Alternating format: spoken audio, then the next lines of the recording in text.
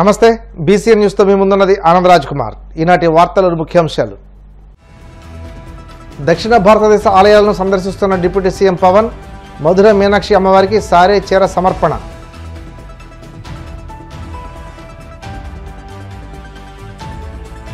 జాతీయ రహదారి నిర్మాణ పనుల్లో రాజీ పడద్దు, అధికారులకు రాష్ట్ర రోడ్డు భవనాల శాఖ మంత్రి బీసీ జనార్దన్ రెడ్డి సూచనలు. వల్లభనేని వంశీ అరెస్ట్ అక్రమం, చంద్రబాబుకు పాలన చేతకాక ప్రజల దృష్టి మళ్లించే ప్రయత్నం చేస్తున్నారన్న వైసీపీ ఎమ్మెల్యే తాటిపర్తి చంద్రశేఖర్. గుండుగొల్లలో చెత్త నుండి సంపద తయారీ కేంద్రాన్ని సందర్శించిన ఏలూరు జిల్లా కలెక్టర్ వెట్రి సెల్వి. షెడ్లో పనిచేసే క్లాప్ మిత్రాల సమస్యలపై ఆరా. డిప్యూటీ సీఎం పవన్ కళ్యాణ్ దక్షిణ భారతదేశ దేవాలయ పర్యటనలో భాగంగా షష్ఠ షణ్ముఖ క్షేత్రాల సందర్శనకు శ్రీకారం చుట్టిన సంగతి తెలిసిందే. ఇందులో భాగంగా మధురై సమీపంలోని తిరుపరం కుండ్రం శ్రీ మురుగన్ స్వామివారిని దర్శించుకున్నారు. శ్రీ వల్లి దేవసేన సమేత శ్రీ సుబ్రహ్మణ్య స్వామివారికి మోకరిల్లి పవన్ కళ్యాణ్ మొక్కులు చెల్లించుకున్నారు. ఆలయంలో ఉన్న శివ వైష్ణవ ఆలయాలను దర్శించుకుని పూజలు చేసి దైవాశీస్సులు అందుకున్నారు. అనంతరం మధుర మీనాక్షి అమ్మవారిని పవన్ దర్శించుకున్నారు. మొక్కులో భాగంగా అమ్మవారికి సారే, చీర, పుష్పాలు, ఫలాలు సమర్పించారు. అనంతరం శ్రీ సోమసుందరేశ్వర స్వామి వారిని దర్శించుకుని పట్టు వస్త్రాలు సమర్పించి ప్రత్యేక పూజలు చేశారు. జాతీయ రహదారి నిర్మాణ పనులు నాణ్యతగా చేపట్టాలని రాష్ట్ర రోడ్డు భవనాల శాఖ మంత్రి బీసీ జనార్దన్ రెడ్డి అధికారులను ఆదేశించారు. నంద్యాలలో రోడ్ల నిర్మాణానికి ఆయన శంకుస్థాపన చేశారు. ఈ సందర్భంగా మాట్లాడుతూ రహదారి నిర్మాణ పనుల్లో నాణ్యత ప్రమాణాలు పాటించి త్వరితగతిన పూర్తి చేయాలన్నారు. వాహనదారులకు ఎలాంటి ఇబ్బందులు కలగకుండా పనులు చేపట్టాలని సూచించారు. 6 సంవత్సరాల కాలం నుంచి కూడా ఈ ముదిగేడు సంజామలకు సంబంధించినటువంటి రహదారి దాదాపుగా 6 కిలోమీటర్లు. ఈ 6 కిలోమీటర్లకు 12.5 కోట్ల రూపాయలకు దాదాపుగా శాంక్షన్ తీసుకురావడం జరిగింది. కూడా ఈ ముదిగేడు సంజామల గ్రామంలో రస్తాలు నడవాలంటే కూడా ప్రయాణికులకు అందరికీ ఎన్నో ఇబ్బందులు. గత ప్రభుత్వ నిర్లక్ష్యపు నీడలు, అక్కడ గత శాసనసభ్యుడి యొక్క అసమర్థత వలన ఈ రోజు ఈ యొక్క డెవలప్మెంట్ కూడా రోడ్లవన్నీ కూడా ఆగిపోవడం జరిగింది. మనం ఈ రోజు మొదలుపెట్టి 3 నెలల లోపల కంప్లీట్ చేయాలని చెప్పి వారికి తెలియజేస్తున్నాము. ఖచ్చితంగా ఎంత తొందరలో వీలైతే ప్రయాణికులకు సౌకర్యవంతంగా ఈ యొక్క రోడ్డును కూడా ఈ ముదిగేడు ఈ సంజామల ప్రజలకు తొందరగానే కంప్లీట్ చేసి వారికి అంకితం చేస్తానని చెప్పి కూడా తెలియజేస్తాం.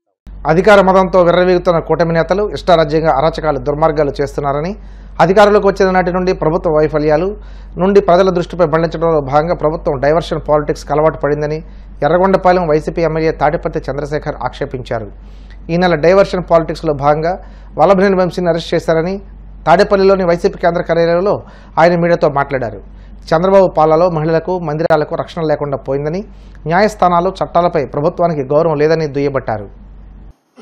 ప్రతి నెల ఒక అక్రమం కేసు, ఒక సెన్సేషనల్ కేసు క్రియేట్ చేసి ఈ రాష్ట్రంలో శాంతి భద్రతల్ని ప్రమాదంలోకి నెట్టివేసేది క్రియేట్ చేస్తూ వారు చేసినటువంటి దుర్మార్గాల నుంచి ప్రజల్ని పక్కదారి పట్టించడానికి వారు చేస్తున్నటువంటి పన్నాగంలో భాగమే ఈ అక్రమ కేసులు. ఏ విధంగా అయితే వల్లభనేని వంశీ గారిని అరెస్ట్ చేశారో, ఈ అరెస్ట్ చేసినటువంటి విధానాన్ని, ఆ కేసు పెట్టినటువంటి వ్యక్తిని అడ్డం పెట్టుకొని ఎస్సీ ఎస్టీ కేసుల్ని బనాయించి ఏ విధంగా న్యాయ వ్యవస్థల్ని, రాజ్యాంగబద్ధమైనటువంటి చట్టాలని తన చుట్టాలుగా మార్చుకొని అక్రమ కేసులు బనాయించి తప్పుడు కార్యక్రమాలు ఈ కూటమి ప్రభుత్వం చేస్తుందో స్పష్టంగా అర్థమవుతుంది. ఈ విధానాన్ని వైఎస్ఆర్సీపీ తీవ్రంగా ఖండిస్తుంది. వల్లభనేని వంశీ గారిని అరెస్ట్ చేసినటువంటి విధానం, వారి భార్యని అవమానపరుస్తూ వారి భార్య ప్రయాణించేటటువంటి కారులో పోలీసులు వచ్చి కూర్చొని వారిని రకరకాల పోలీస్ స్టేషన్లకి తిప్పినటువంటి విధానం, ఇది చాలా జూచాకరంగా ఒక ప్రభుత్వంలో ఉన్నటువంటి వ్యక్తి ఎంతకైనా దిగజారొచ్చా, చట్టాలని అడ్డం పెట్టుకొని ఏ విధంగా అయినా చెయ్యొచ్చా అని చెప్పటానికి ఇది నిలువెత్తు సాక్ష్యంగా మనకు కనపడుతుంది. నిజంగా తెలుగుదేశం పార్టీ ఆఫీస్ మీద గొడవ చేశారని 94 మంది మీద ఏకంగా వైఎస్ఆర్ కాంగ్రెస్ పార్టీ కార్యకర్తల మీద, నాయకుల మీద, వల్లభనేని వంశీ గారి అనుచరుల మీద కేసులు కట్టడం, 44 మందిని జైళ్లకు పంపటం, ఇంత చేసినా కానీ వీళ్ళ రాక్షస తత్వానికి సంతృప్తి చెందల. ఎలాగైనా కానీ ఈ వచ్చేటటువంటి ప్రజా వ్యతిరేకతని డైవర్ట్ చేయాలి.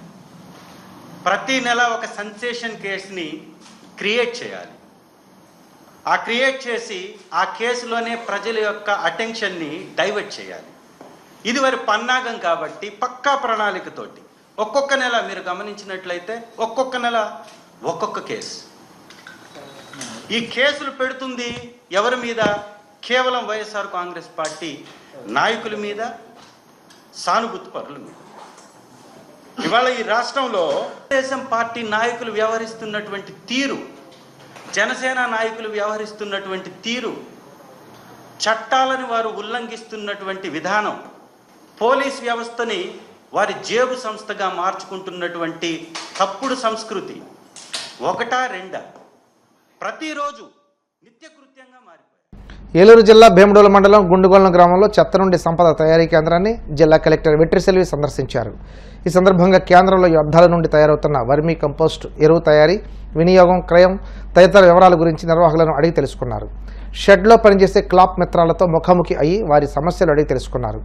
అనంతరం షెడ్ ఆవరణలో కలెక్టర్ స్వయంగా మొక్కలు నాటారు. ఈ కార్యక్రమంలో ఏలూరు ఆర్డీఓ అచ్యుత అంబరీష్, భీమడోలు ఎంపీడీఓ పద్మావతిదేవి అధికారులు పాల్గొన్నారు.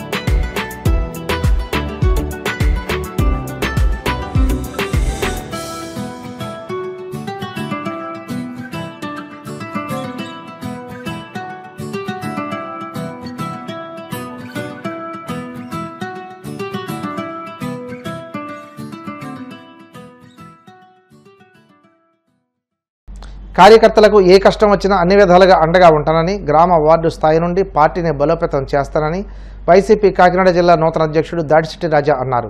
పిఠాపురం పట్టణం మహారాజాకోట ఆవరణలో ఉన్న వైసీపీ కార్యాలయాన్ని ఆయన సందర్శించారు. ఈ సందర్భంగా దాడిశెట్టి రాజాకు పార్టీ నాయకులు, కార్యకర్తలతో కలిసి మాజీ ఎంపీ వంగగీత ఘన స్వాగతం పలికారు. అనంతరం కాకినాడ జిల్లా నూతన అధ్యక్షుడిగా నియమితులైన రాజాను ఘనంగా సన్మానించారు.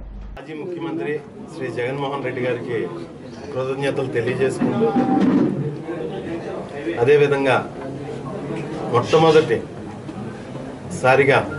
నాకు ఈ పోస్ట్ వచ్చిన తర్వాత మొట్టమొదటిసారిగా మా సోదరి మాజీ ఎంపీ వంగ గీత విశ్వనాథ్ గారి కాన్స్టిట్యున్సీ, పిఠాపురం కాన్స్టిట్యున్సీకి నేను రావడం నాకు ఆనందంగా ఉంది. ఇక్కడ దేవదేవుళ్ళ ఆశీస్సులు తీసుకుని ఆ కార్యక్రమాలు స్టార్ట్ చేయడం ఎంతో సంతోషంగా ఉంది. అదేవిధంగా పార్టీని, వైఎస్ఆర్ కాంగ్రెస్ పార్టీని అట్టడుగు స్థాయి నుంచి జగన్మోహన్ రెడ్డి గారు చూపించిన బాటలో పెద్దలు గీత గారు, ఇంకా జిల్లాలో ఉన్న కన్నబాబు గారు, ఇంకా పద్మనాభం గారు, మా దొరబాబు గారు, ఈ పెద్దల సలహాల మేరకు ఈ జిల్లాలో పార్టీని పటిష్టపరిచి అట్టడుగు స్థాయి నుంచి కమిటీలు ఏర్పాటు చేసి వచ్చే ఎన్నికలకి పూర్తిగా సన్నద్ధం చేసి 100% రిజల్ట్ వచ్చే విధంగా మేమందరూ కలిసి కష్టపడతాం అని చెప్పేసి మీ అందరికీ తెలియజేసుకుంటున్నాను. అదేవిధంగా ఎప్పుడు కూడా వైఎస్ఆర్ కాంగ్రెస్ పార్టీ శ్రేణులకి కానీ నాయకుడికి కానీ పోరాటాలు చేయడం అన్నది ఎప్పుడు అలవాటే. ఖచ్చితంగా బాధ్యతాయుతమైన ప్రతిపక్షంగా మా వంతు బాధ్యత నిర్వర్తిస్తామని చెప్పి తెలియజేసుకుంటూ సెలవు తీసుకుంటాం. ఈ రాష్ట్రానికి ఆ రెడ్ బుక్ పరిపాలన వల్లే ఈ రాష్ట్రానికి పారిశ్రామికవేత్తలు అందరూ దూరం అయిపోయారు. మన భారతదేశంలో ఉన్న పారిశ్రామికవేత్తలు అందరూ ఓన్లీ రెడ్ బుక్ వల్ల దూరం అయిపోయారు. అది మీ అందరికీ తెలిసిందే కదా. మన దావాస్ వెళ్ళారు, ఎవరు పెట్టుబడి పెట్టలేదు. ఎందుకు పెట్టలేదు? ఓన్లీ రెడ్ బుక్ చూసి భయపడి ఈ దేశంలో కానీ ఈ దేశాల్లో ఉన్న పారిశ్రామికవేత్తలు ఎవరు కూడా మన రాష్ట్రానికి రాలేదు. దానికి కారణం బాధ్యత ఖచ్చితంగా చంద్రబాబు నాయుడు, లోకేష్ గారు తీసుకోవాల్సింది. ఈ జిల్లా నుంచి పోరాటం మొదలు పెడతాం పోలవరం ప్రాజెక్టు మీద ఖచ్చితంగా. ఎందుకంటే మీరు వాళ్ళు ఎత్తు తగ్గించేస్తే తూర్పుగోదావరికే పూర్తిగా వాటర్ ఇవ్వలేదు పోలవరం ప్రాజెక్ట్. ఇంకా వైజాగ్కి ఏమొస్తుంది, రాయలసీమకి ఏమొస్తుంది, ఈ రాష్ట్ర వాసుల కళ ఏం నెరవేరుతుంది? ఒక్క మనిషి స్వార్థం గురించి ఏమీ లేదు. ఆ పోలవరం ప్రాజెక్టుని ఎత్తు తగ్గించేసి గవ్వలాడితే పూర్తి చేసేసి దాని మీద పేరు వేయించుకుందాం చంద్రబాబు నాయుడు తాపత్రయం తప్పిస్తే అతను చిత్తశుద్ధితో పోలవరం ప్రాజెక్టు పూర్తి వాటర్ సోర్సెస్తో కానీ పూర్తి బలంతో కానీ పోలవరం ప్రాజెక్టు ప్రజలు చూపించే ఉద్దేశం అతనికి లేదు.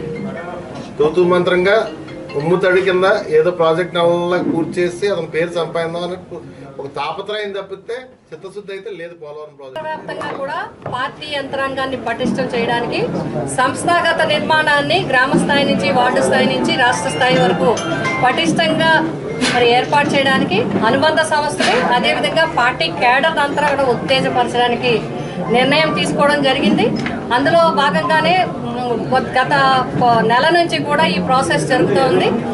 మనకి మాజీ మంత్రివర్యులు గౌరవనీయులు సోదరులు శ్రీ దాడిశెట్టి రాజా గారిని కాకినాడ జిల్లాకి అధ్యక్షులుగా నియమించినందుకు వారికి హృదయపూర్వకంగా